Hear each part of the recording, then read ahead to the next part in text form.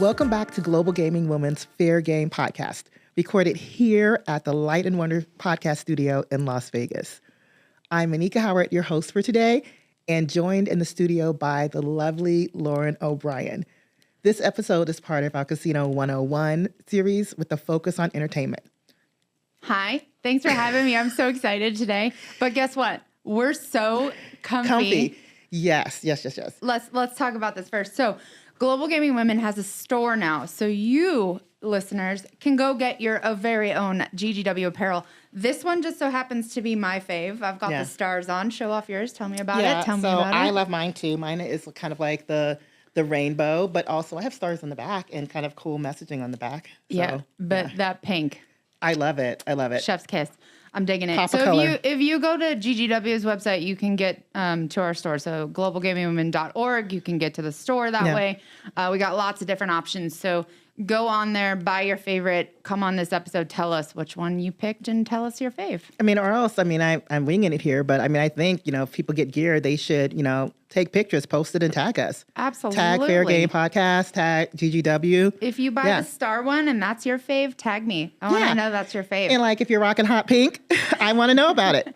I've never been this comfortable recording before, and so now I'm going to go buy 8 different kinds so I can just do this every time. Yeah, no, it's just kind of nice and cozy. Changes the super vibe. Laid back. Yeah. All right, what are we talking about today? Okay, so today we're going to dive into one of the most exciting and dynamic areas of the casino experience, entertainment. And so let's see. When you think about it, I just kind of think back and you think from Frank Sinatra and the Rat Pack kind of in the early days to Celine Dion, J-Lo, Usher. Entertainment continues to be a central part of the casino experience. And it's not just the concerts, it's the live production shows, but it's every curated moment that you think about. It's the music that you hear. It's the promotions that you experience. It's the lounge acts. All those things are specifically designed and curated to create an experience and a vibe and emotion as you're going through the casino experience. So from the music and the ambiance, it's really about helping to prolong the stay, imprinting memories, and ultimately, getting people to stay at the casino longer. One of the things that we're seeing is that in entertainment, it's the leading non-gaming amenity, and it's a key driver for visitation, for revenue. And when you think about people remembering their experiences, a lot of the things when they talk about coming to Vegas, in addition to gambling, it's what are the shows that you saw? What are the concerts that you experienced? So do you remember your first casino show you experienced? I think we were talking about this earlier. Yeah, you said 2 things in that stuck with me. So it's a prolonged experience, right? So it's designed to get you to stay in the casino longer. But the second one is that it's a memory maker. Yeah. And for me, I've lived in Las Vegas a long time. I moved here when I was 8 years old with my family, and my dad. I distinctly remember my dad trying to make memories for us moving here. I mean, we moved from New Jersey, and we've seen casinos before, but we never quite saw them like Las Vegas, right? Yeah. And so he made a really special experience for us. I remember he took us out to dinner. We went to a steakhouse for the first time ever, where it was a big deal, right? Mm-hmm. And I remember going to a Cirque show, and that. Now it's so embedded in my brain as my first memory of seeing Las Vegas entertainment. It's just such a cool experience. And it's something that I now take Brooklyn to. I take my daughter to shows so that she can experience it too. And like you said, it's a prolonged experience in the casino, but also a huge memory maker. No, absolutely. I think my first show was an O show too. I can't remember. I think it was either O or is Mysterio the one with the clowns that throw stuff in the audience? Because I remember getting splashed with champagne. And I was just this is great. But it's one of those things. I remember taking my, I believe it was my nephew to see The Lion King when it was here. And so there are lots of different things that you kind of think about when you think about casino. I think a Blue Man Group. You remember that toilet paper flying over your head? I remember that. You're what is happening? You're 10 years old going, is this what is going real on? Life? Yeah. But those are memories and they become core memories. And so that's a big part of, the casino experience. And so And that's really an excellent segue into our Casino 101 segment because it's focused on educating the audience, our listeners and viewers, on the key aspects of the industry and providing insights and guidance on how to navigate a career if that's something that you want to do. Because I think about it, that has to be such a dynamic and interesting way to get paid. Yeah, right? There's no way there's a day that's the same for anybody in this line of business. No way. And the lady that we're going to have join us, who is near and dear to my heart, her name is Crystal Robinson-Wesley, and she is the Vice President of Entertainment and Activation at the Palms Casino Resort. And I know that she has lots of stories to share. She is a marketing and special events and communications professional, so she kind of just checks all the boxes. And she, not just in casino, but she has experience that spans gaming, entertainment, golf, computer software, advertising, and video production.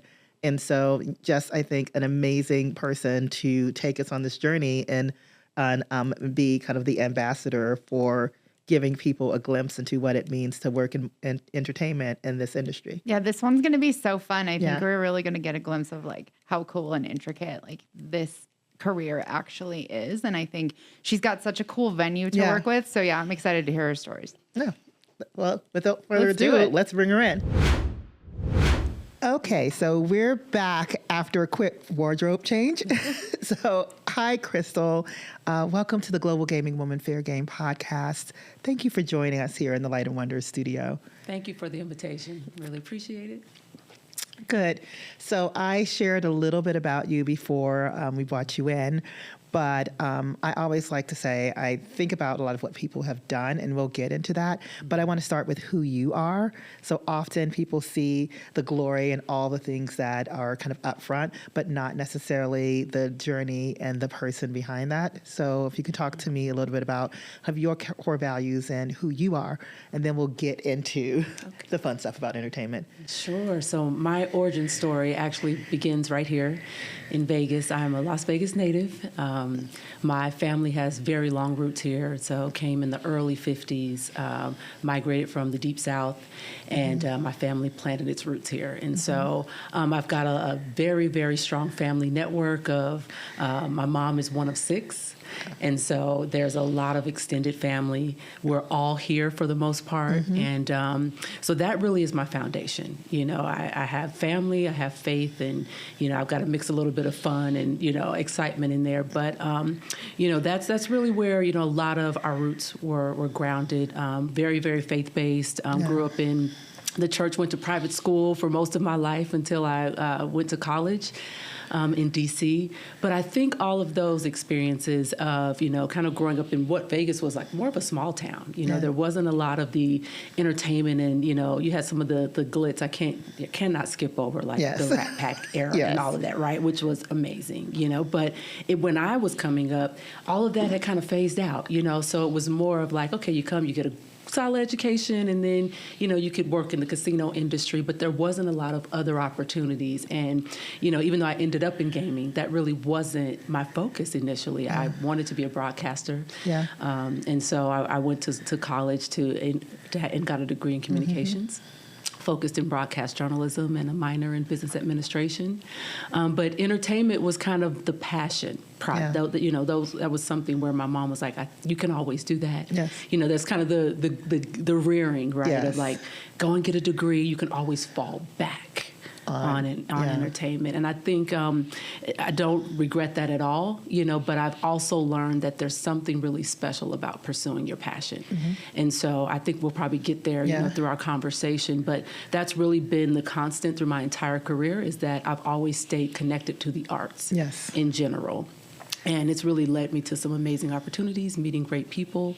But yeah, origin right here in Vegas, faith, family, and got to have some fun. No, absolutely. It's perfect. You just touched on my next question, which is, in addition to being an accomplished executive, you're also a very talented artist. And so what are the things that you do? You talked about balancing, but how do you help those two parts of you coexist? Well, I mean, I'm going to say I'm not old, but when I was a little younger, I could stay up until 2 or 3 o'clock in the morning and then made sure I made it to work by 9 o'clock the next day. Yeah. And so that's really what I was doing. You know, I would work during the day, and I have friends that were performing, in town, or, had certain things going on, and I'd go check it out. And then eventually I got in that world. And so I started performing in lounges around town in Vegas. And usually that was always, you didn't start before 9 p.m., and that would go a little bit later. But it was something that at least I was able to kind of fuel my fire, where I was doing something where I knew, okay, I'm making a, adult decision to have a solid, source of income and things of that nature, right? Yeah. But then, when I would get on that stage and watch others, that sometimes I wasn't even up on the stage, but I just had those relationships because so many of my friends and family are involved in, music to some degree, whether we're singing or playing an instrument, dancing, like all of that is just in us, Yes. And so that's really how I was able to kind of keep that, that connection in both worlds, where, I was kind of, burning the candle at both ends, for a little while. But some of the most amazing opportunities, came out of that. And then I finally got the courage at one point to take the full leap of faith and do music full time. And so, that was a part of my journey. But I definitely don't regret it. I think it's really fortified me in ways that I probably would have never, I would have never stretched myself far enough if I hadn't just taken that one big leap to say, you know what, I'm going. And now that you're leading entertainment, does it help you relate to the artists and the musicians and everyone working on kind of the productions and things that you do, kind of to have that commonality between them? 1,000%. And it's interesting, when I was performing and started traveling internationally and taking contracts that would take me out of the country for 5-6 months at a time, I didn't see myself necessarily where I am today. Mm-hmm. But there's a way that kind of your story will, those connector points, and it'll kind of weave its way out, right? Yeah. And so absolutely, I think having to kind of do that detailed work of not really knowing what I was doing initially, like having enough business sense to say, okay, this makes sense from a contractual obligation of what you're asking me to do, but here's my ask. Yes. Can I, get these certain accommodations? Can I, will you help me? Will you pay the visa fees? Will you do, certain things like that just made sense? Yes. But I didn't really know how it would really come into play, 15 years later. Yeah. Now, booking one of the premier theaters here in Las Vegas, having the honor of doing the research, bringing those artists in, and then wanting to make sure that their experience, covering all those gaps where, maybe I wasn't as taken care of or didn't have, even the mind to ask for it. Now I kind of know, they're going to need this. They're going to need it. Don't make them ask, So those things really help me in what I'm doing today. Well, I know just for an artist kind of in your care, that's just a big kind of warm blanket around them. So I'm sure they appreciate that. 100%, and those are the things that we usually get the thanks for, right? Yeah. I mean, of course, their art is expressing it with the, all of the attendees in the audience and their fans, but when they come back to the venue, it's like, just thank you for taking care of us, thank you for having the room ready, when we arrived, and giving us the opportunity to have a warm shower. We've been on the road for, weeks at a time, and so it's just those little things, but they go a long way.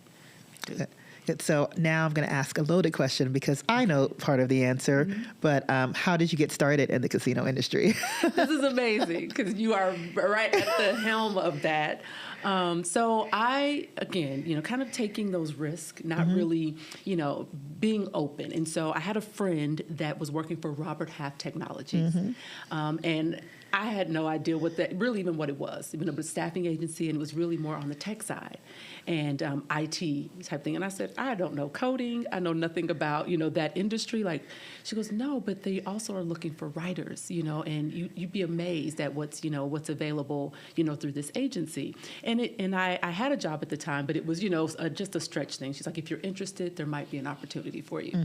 And so I went ahead and had the meeting with the agency. And at the time, it was Harrah's Entertainment that was building out their websites.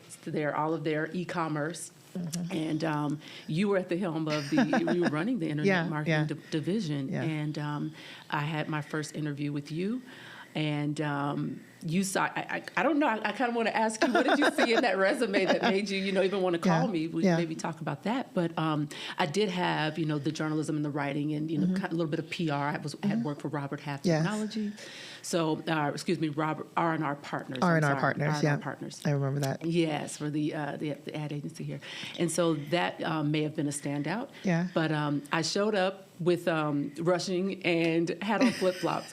And I got here and I go, oh my goodness, because I always had a spare pair of shoes in the car, and I left my shoes and I didn't have my heels, but I had a nice suit on, and I felt so powerful till I looked down at my feet and I was like, oh crap. But I came in and immediately apologized and said, I hope you can see me from, the ankles up, and we can have a good conversation. And you didn't even wince at it. You were like, you're fine. Come on in. Let's have a conversation. Yeah. And I so appreciate that. But that was real. That was my first job in gaming. And what was that, 2000? Something, right? But no, and it was great for me too, because it was I was a new leader and I was building the first team they trusted me to build, and for me, and I think you've kind of learned this a lot of, like, whether it's kind of technology is the connection and being able to tell the story and being able to kind of see beyond, and so I know I needed a combination of people that were technical, but also people that could connect. And so that's definitely what I saw in you. And I think the craziest thing for me is are two things that are mirroring some of the things that you just talked about. I remember you had an opportunity at that time to perform in Japan, and you were trying to, was it Japan? Yes, that's right. And you were trying to decide, Kyoto, and you were trying to decide like what you do. And I was like, hands down, do it. This will be waiting for you, right, when you get back, because I'm also of the mindset that you really need to, that life is about following your passions, and I don't feel like sometimes you do have to make a choice, but sometimes you don't. And so I was really happy to do that, and because I came from a family of artists, and it just, ironically, after like starting for a couple of months, you reached out, and it turned out you went to school with my brother, right? Yes, I know. So just lots of these interesting connections. Mm-hmm. And so that's kind of your start, and it's amazing to be kind of this full circle moment set like with us across from each other. So can you talk about today, like your specific expertise, and what are some of the lessons you've learned as you navigated your career and kind of ended up at this kind of pinnacle of kind of entertainment and events? Yeah, so now running events, as you mentioned, events, and now activations, which are huge for the city and really a part of, I think, every gaming company's, core structure of when you look at the global offerings that we look to, bring to different guests that come into town. It feels like everything that I've had an experience with at some point is all being, it's all good reference points. And as you're kind of doing that, can you, just for the audience, just for terminology, can you talk about what activations are? And yes, because it's a very broad term. Yes. But the way that we define it, it's really anything that's going to bring energy and this word velocity that I've learned, and one of my mentors really brought that word to life for me. But anything that brings energy that you can have a center point or a connector point around. It doesn't have to just be gaming. It doesn't just have to be entertainment. Okay. But looking at the programming that we have in our city, for one, right? And so if F1 is here, when the Super Bowl was here, NFR, all of these big events that our city's already kind of developing, what can we do, to have a foot in that, in that overall landscape? And so that's one area of activations. But it's also, okay, when people come on property, what do they feel? What do they hear?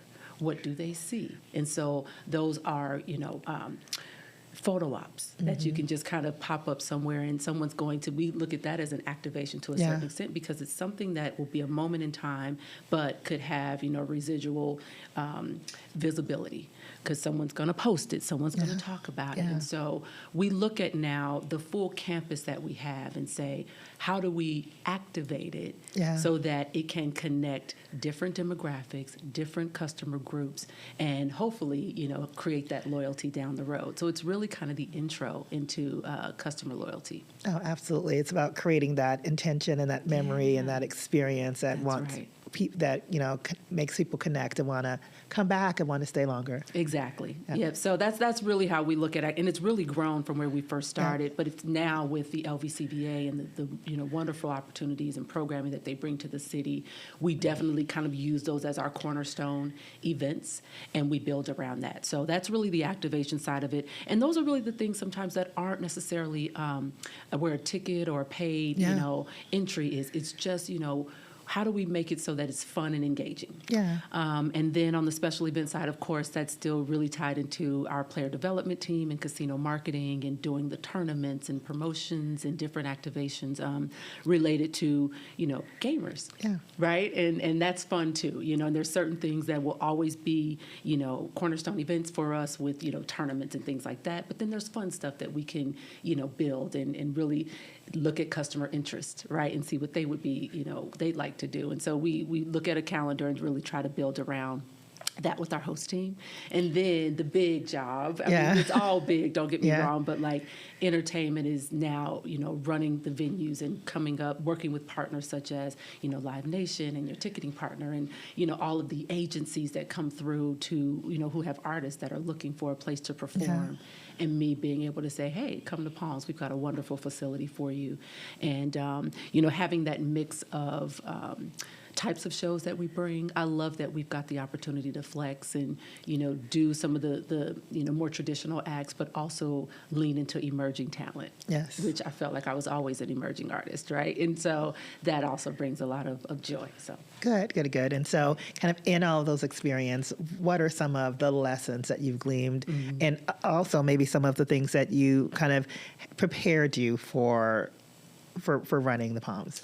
Yeah, a lot of the lessons are just around remaining curious, right? Always asking questions, just trying to, one, understand kind of what the overarching strategic initiatives are, right? I mean, we hear that word a lot, but it really is important for us to understand the overall goals of where we're going as a unit. So wherever you're working, so kind of having that overall vision, and then how do you amplify that? Yeah. And so that's what I've really learned is to say, okay, let's understand what the vision is, but then leave a little bit of room over here for innovation and creativity and to kind of stretch a little bit more, because that's where a lot of times that secret sauce is. It's, we know what there's some key things that work in our industry. And I think we're all aware of that.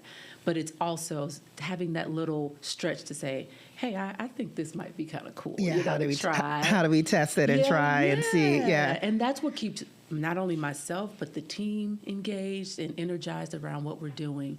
And so I encourage that type of feedback and that type of engagement, from the team as well. So I've really learned that to remain extremely open and just know that questions are not to antagonize. It's really, for us to all kind of push a point of view and to grow. Yeah. And so I love, to have a lot of feedback. All right, good. And so now kind of looking towards giving advice for someone new to gaming, and can you talk a little bit about the role that the experience, entertainment plays in the overall casino experience? You talked about that a lot, about kind of setting the intention, but maybe highlighting some of the opportunities and initiatives that you were part of, throughout leading up to coming into the Palms. Yeah, so entertainment, I really think there's really no bigger acquisition driver, getting new eyeballs, but then also having, and I'm saying new people in the building and folks who may not have been able to experience your brand or your building.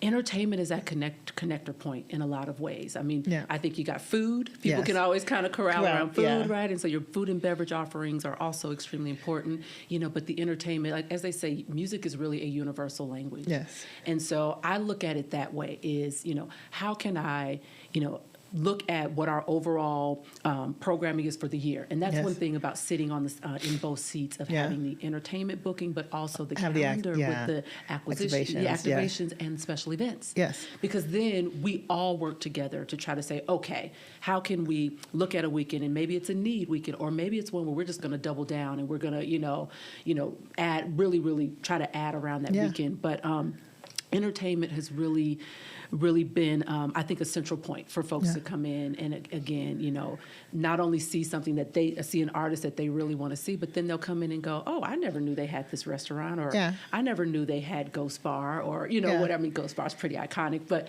you never know. Some folks, they're not aware of everything that you have to offer, but getting them into the building, and then being able to experience other things that you have. And that's what I think entertainment really does that you probably can't do, because other offerings are more niche, right? They're going to be more for a specific customer. But I think the entertainment programming allows you to, flex in that way. And I think also from a demographic perspective, because you're trying to attract kind of these new kind of digitally native players and kind of the traditional casino players, and it feels like entertainment is the bridge that kind of connects that. Totally agree. And so for now, I'm just wanting to kind of focus on I think the burning question a lot of people have, like, how do you get started for someone brand new to the industry? What is the most common kind of entry-level path of navigating and kind of having an opportunity to start? Where do you start? Yeah, it just kind of depends on which side of the industry you want to be on, because there's a lot of different avenues that you can take. And so there's the artist, management and relations side, in terms of, really supporting and being on the management side, right? And so you're catering to the artists and you're trying to get them the shows. You're trying to, route their tours. You're trying to get them noticed.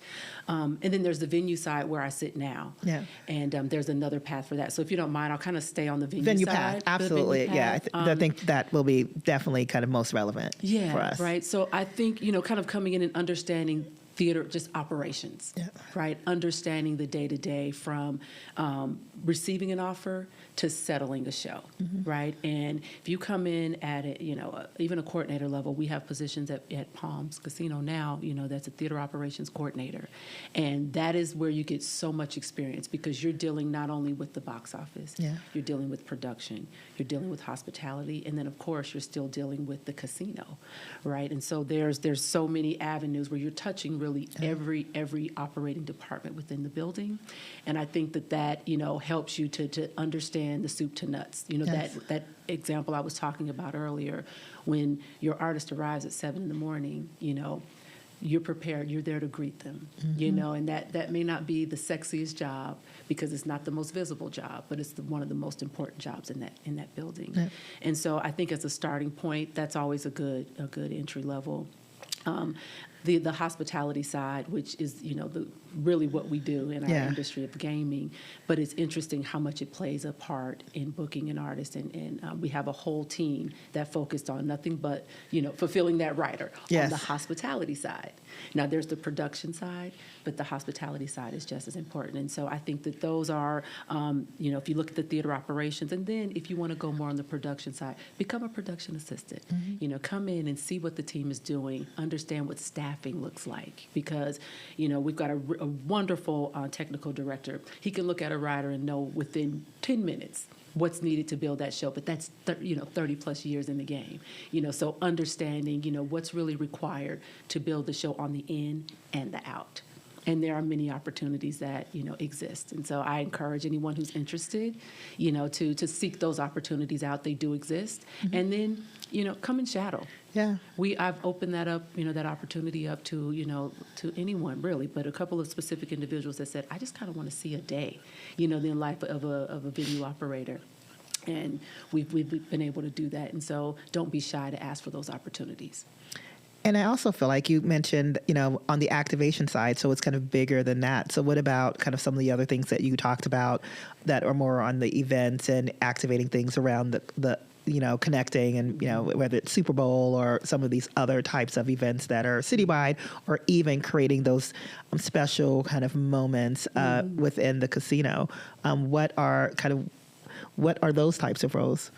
So we have on-call roles, right? And then we also have our, starting entry level of a coordinator or a specialist. And those amazing team members are the ones who are really building out the schedule, right? They're looking at it from, again, start to finish. It's it's interesting how my two verticals and my worlds collide, because it really takes the organization and the process, understanding of process, that makes us really successful in our roles. And so there are a lot of entry-level opportunities. And I brought up like the on-call because sometimes you're not sure if you want to make that full step. But if you come in on, an on-call basis, then you can get the exposure, to what we do and what it really takes to build those activations. You can understand if that's you what you want to do. It. And so there's definitely opportunities that exist in those roles as well. No, I mean, absolutely. You've laid out just kind of this beautifully, and it's clear that casinos are really complex operations. If you could put top 3 things that every new hire needs to understand about how your world works, whether it's promotions, events, and entertainment. And you kind of talked a little bit about that, about being naturally curious, and but it sounds like you probably need to be detail-oriented too. And Absolutely. So detail-oriented, I put at the top of the list. That goes into the whole process piece. You've really got to be a people person. Yeah. Because everything that we do is very customer facing. Yeah.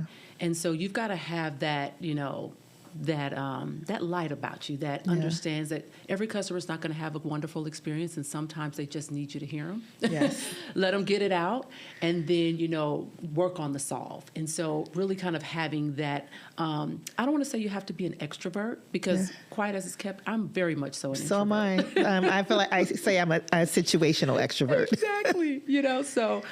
But you've got to be open, right, to flex and show up, that way when it's needed. And so I'd say that you can't be a person that I've heard people say, I hate people. It's like, well, you're in the wrong industry. Like, completely. Yeah, you're in the wrong industry. So, very much so in that way.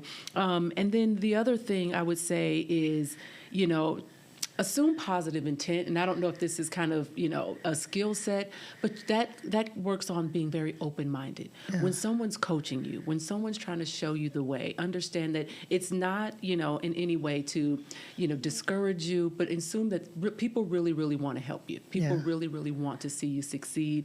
And if something doesn't align with you, you have an opportunity to pivot and to shift. But I think that is also something that just comes, if you come with a mindset that says, I'm going to assume positive intent, for those whom I encounter. I think I've seen people be so much more successful than the opposite side of that walks more in defense. Yeah. No, I agree. And that's, I think, excellent advice. I mean, especially because there are going to be times in your career where you're going to get that constructive feedback.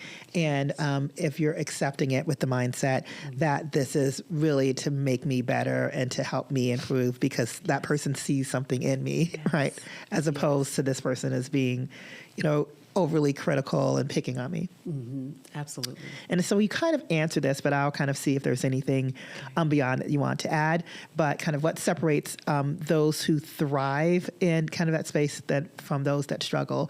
And are there any habits and mindsets that you see that are important for your top performers? And you talked on a lot of that already, but I don't know if there's anything. Yeah, I can add a little bit more. I would say being open to change. Yeah. Because that is one thing that, as we always say, it's constant, and people, use the phrase, but when it comes down your street, not everybody can handle it. And so being open to, things are going to change. Mm-hmm. Leaders change. Yeah. Focus points change, right? In terms of like what is the big strategic initiative? Those things change, but at the end of the day, you can flex with it. And understand what do I bring to the table? Your light didn't change. Your knowledge base didn't change. Your inner soul didn't change. And so how do you, move throughout that, those changing environments? And so I'd always say, be open. That's where I usually see people have a pitfall, is when we're so set on one way. Yes. Or we're so attached to one leader. Yeah. Or, that it can derail your career, just set you back in a way that's really, it doesn't need to happen that way. So remain open. And know that, there's a path for you. And then you'll know when it's time for you to pivot and be okay with that, too, because that's also a change. So if that means, I need to go and pursue another opportunity, believe in yourself and do that as well, and take that next opportunity with grace and gratitude. Yeah. And so kind of with that, I always feel like in every industry, there are these unsung heroes. And so is there like a behind the scenes role in entertainment that you think deserves more spotlight that everyone kind of overlooks it, but it's like such a critical and rewarding opportunity? You know, I talked about it a little bit earlier, and I had it in mind when I was mentioning it, but that whole hospitality piece, Yeah. that, you know, the folks that are looking at what does this artist, what are they asking for? You Yeah. know, we see all the funny, Yeah. hear the stories of I need green M&Ms or whatever. And those, we do see those things, right? But you also find sometimes it's, you know. Yeah, it's just kind of, it's the test of waters. It can be right. It can be a test, but, you know, we never take it as a test. No. We just say, here's what it is, and as long as it's within budget, we will get it, right? Yeah. But if we're over budget, now we got to talk. But those folks who are putting the tea out, putting the towels in the room, you know, cleaning the space, making it, you know, someone's asking for a humidifier with eucalyptus in it. Like, there's someone that cares enough to read the details and make sure it happens. And I think that those folks who you will likely never see, the artist sees them, but the average concert goer won't. And you have to know that there is a face and a name behind the person that's really making that happen. And so I always think that they're part of the unsung hero group, you know, that I like to just shout out. No, and absolutely. And I feel like you have to have a passion for service, but that also feels like another opportunity that maybe people don't even know exists, that if they're already doing that in another field, but to be able to do that for artists and kind of a venue like that, like how would somebody kind of, if they're like, oh, wow, I'm kind of doing that now and I would love to do it, how would they find those opportunities? Yeah, well, understand the structure if it's at a specific venue. Yeah. Because like for us, we use a third party. Yes. Right. And so just understanding if that role exists within the company, Yep. then, you know, definitely pursue that. But then, and then if not, don't let that be the no. Yeah. And say, hey, can I be connected with, you know, the agency that you're using? I'd really like to reach out to them, you know, and find. But there are companies that specialize in that specific field. Yep. And then there are some venues that have all of that in-house. Yep. And that's the same on the merchandise side, which I didn't mention, but they're also unsung heroes. You have to understand, everything arrives in a box packed up. Yes. It does not look beautiful as, you know, when you're going and picking through, I want that shirt or that, you know, that item. And they're the ones that have to take it out the boxes, count every single item, you know, make and sure. then pack it all back up and make sure it gets to the next city. And so that's another opportunity, you know, that exists within our world. No, this has been amazing. So I'm going to change to just now more kind of empowerment and other types of opportunities. And so, and really kind of you're getting into your personal experiences. So as a woman in gaming, have you faced unique challenges, and what advice would you give to kind of women that are navigating this? Because you always kind of hear that, you know, as kind of women navigate, there might be kind of opportunities that kind of maybe they're overlooked for, or that they didn't feel comfortable leaning into. So can you talk about just kind of your journey and any advice you can give to women? Yes. I'm going to say this, and some may not agree, but I think you show up knowing what you bring to the table. Absolutely. And you break down, forget the gender divide. Because, Agreed. right? Because you show up and you show what you bring to the table. You show your, you know, your knowledge. You show your creativity. You bring, if that's, you know, you're all of you. Yeah. You have to bring all of you to the table. And I just think that, and for those, it doesn't mean that it doesn't exist, but you don't play into it. Yeah. And you continue to just sit, you take up space. You sit in your power, you show up in the room, you offer, you know, your words of wisdom or expertise. And sometimes you got to, you know, force yourself to have a voice, but sit in those rooms, be uncomfortable for a minute and shake it off. Yes. Because you're right, you can't sit in that fear, because, you know, sometimes people will prey on intimidation or when they may see that, but I refuse to allow that to permeate, right? Mm-hmm. And so, yes, it will exist. Show up and be you anyway. Absolutely. Absolutely. And so now kind of switching gears a little bit to kind of our male allies. And so because, you know, it's still kind of primary, and we work with a lot of men. What advice would you give to them? Like, how can they be better support and kind of help elevate women and kind of be a better partner? Mm-hmm. I think look in the room and see what your representation looks like. Yeah. And if it's everyone that is only a reflection of you, you're probably not expanding your net wide enough. Yep. You're probably not looking deep enough at your talent pool. You know, have that awareness of when it's, you know, looking like the good old boys club, Yeah. it is. Yeah. And, and Yeah. just acknowledging it. And then, saying that, hey. right? And then looking, have a conversation. Go to another, leader. Maybe she's not at the C-suite level. She may be at another, another position, but go have a conversation and just, be genuinely interested to hear her story. And I think that you will find just with those small interactions that, that landscape will change. You will see more representation, in the decision rooms. If we just open up our mind and just be aware, look around. Okay, yeah, it looks a little, Yeah. It looks a little homogeneous. Yes. Just that awareness. I think that in an ally really, really means a lot. I'm not asking you to force me to do it, force something. I don't play golf. So it's not going to be necessarily meaningful for me. I know a lot of decisions are made on the golf course and things like that. You hear that. Yes. But there could be another opportunity, Absolutely. for us to have that conversation. So let's not force that. Go ahead. Don't do that. Do your right? thing. Yeah. But know that there are, women and different ethnicities and, all of that. Just take those barriers down and look for the best talent and want to genuinely get to know people who may not look like you or even sound like you, right? Because sometimes, sometimes the dialect or kind of like... could be something where it's like, oh, well, I don't want to stretch. But I think that awareness would be wonderful and help to make great changes. Yeah, no, and I think sometimes, I've kind of recognized that there's discomfort on both levels. So even if it makes you feel uncomfortable, lean into that because it's the same thing that you said before. Yeah, that it's it's human. It's human nature to, have some of those things that if you don't have that commonality, but still lean into it. Absolutely. So, this has been incredibly insightful, but I want to know, are there any final words of encouragement that you have for people that are listening and are like, wow, Crystal has inspired me. I'm ready to now kind of take on this first step of looking or even switching from what I'm doing today to kind of navigate this new kind of, to me, opportunity. Got you.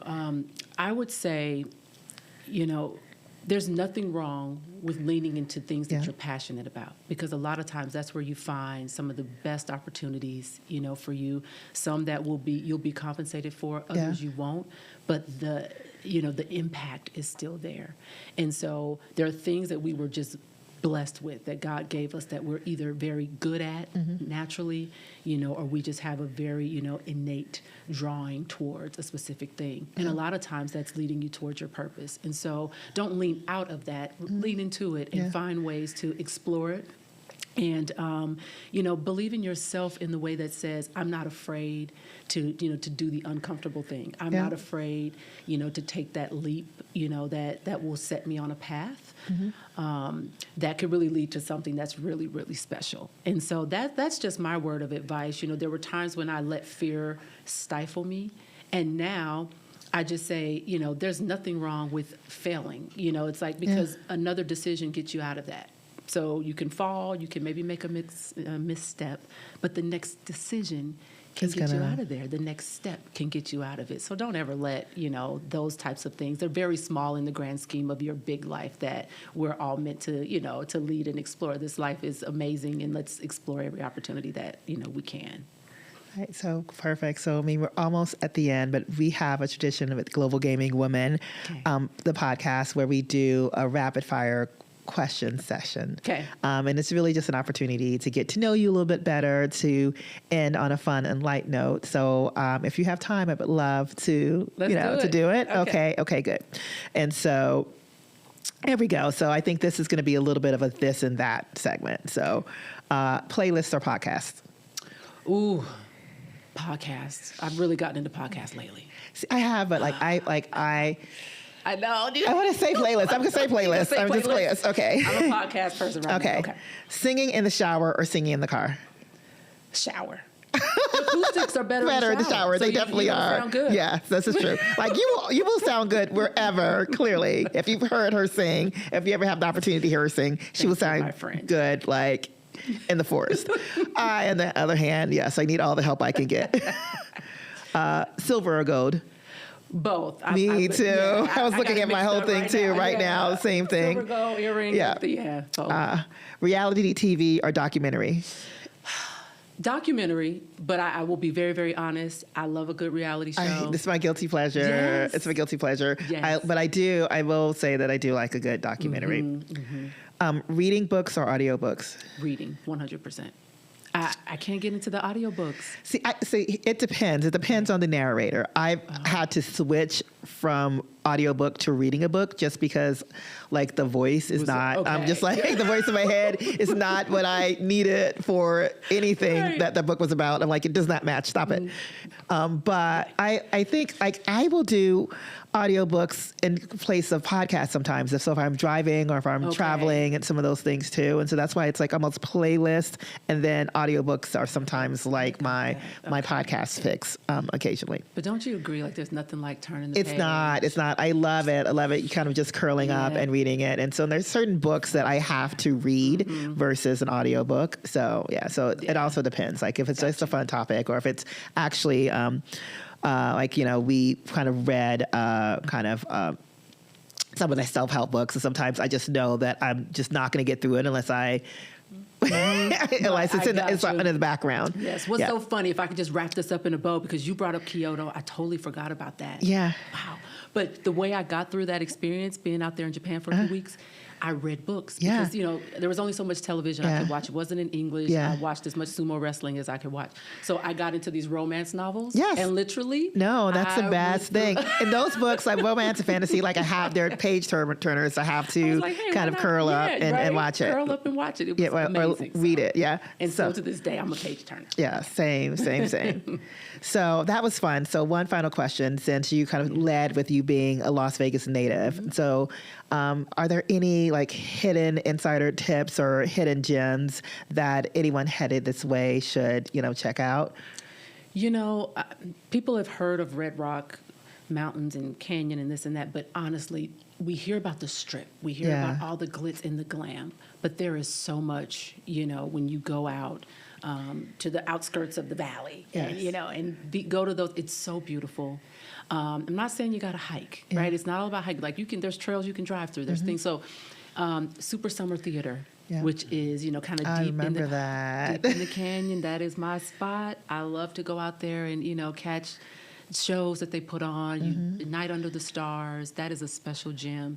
And so I'd say look on the outskirts. Red Rock. Go up to Mount Charleston. That's still a really iconic place. And Lee Canyon and all of that. So there's a lot of special places outside of the Strip.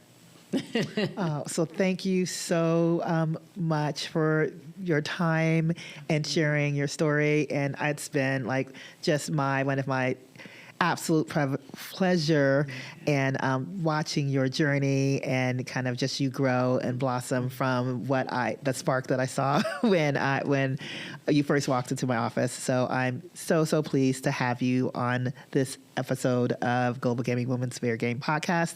And I'm going to close it out if you hang out with me for a little bit and I do that and I'll just do that. And thank you. Thank you.